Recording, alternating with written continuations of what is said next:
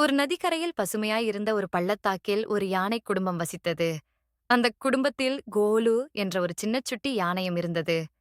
கோலு மிகவும் தாவரியோமாறும் சுறுசுறுப்பானவனும் இருந்தான். அவன் செய்யும் தந்திரங்கள் அனைவரையும் சிரிக்க வைத்தன. அவன் எப்போதும் துள்ளி குதித்து தன் குதூகலத்தில் மிதந்து கொண்டிருந்தான். ஒரு நாள் கோடைக்கால வெப்பத்திலிருந்து விடுபட கோலு தனது குடும்பத்துடன் நதியில் குளிக்கச் சென்றான். தண்ணீரில் குதித்தவுடன் அவன் தந்திரங்கள் இன்னும் அதிகமானது.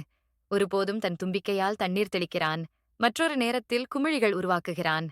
அவன் பெற்றோர் அவன் தந்திரங்களில் சற்றே தொந்தரவு அடைந்தாலும் கோலு தன் மகிழ்ச்சியில் மூழ்கிக் கொண்டிருந்தான்.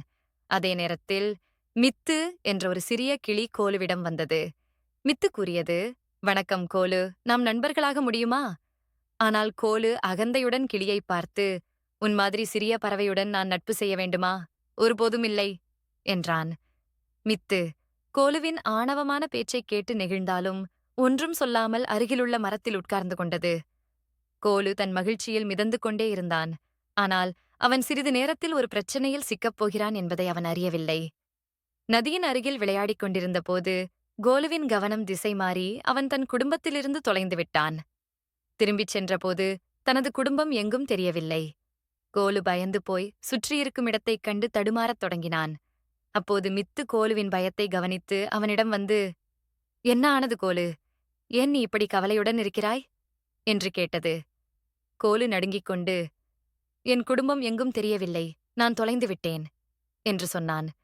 மித்து, "கவலைப்படாதே கோலு, நான் உனக்கு உதவுவேன், நீ என்னுடன் வா" என்று கூறி தனது சிறகுகளை விரித்து வானத்தில் பறக்கத் தொடங்கியது. மித்து கோலுவிற்கு வழிகாட்டி முன்னே சென்றது. மித்துக்கோலுவை ஒரு அடர்ந்த காடின் வழியாக வழிநடத்தி அவன் குடும்பம் இருக்கும் இடத்திற்கு கொண்டு சென்றது. கோலு தனது குடும்பத்தை பார்த்தவுடன் மகிழ்ச்சியுடன் தன் தும்பியை அசைத்துக் கொண்டான். அவன் மித்துவை நன்றி கூறி, "மித்து, உன் நட்பை ஏற்க மறுத்ததற்கு என்னை மன்னித்துவிடு" என்றான். மித்து சிரித்தபடி, "பரவாயில்லை கோலு, உண்மையான நண்பர்கள் ஒருபோதும் ஒருவரை விட்டுவிட மாட்டார்கள்" என்று கூறியது. கோலு மித்துவுடன் நட்பை கைகோர்த்துக் கொண்டான். இருவரும் நல்ல நண்பர்களாக ஆனார்கள். அப்போது கோலுவுக்கு உண்மையான நட்பு என்றால் என்ன என்பதையும் புரிந்தது.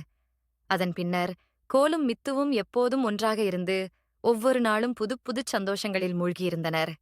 இந்தச் சம்பவத்தின் மூலம் கோலு ஒரு உண்மையான நண்பரை மட்டும் அல்லாமல் நட்பின் உண்மையான அர்த்தத்தையும் புரிந்து கொண்டான்.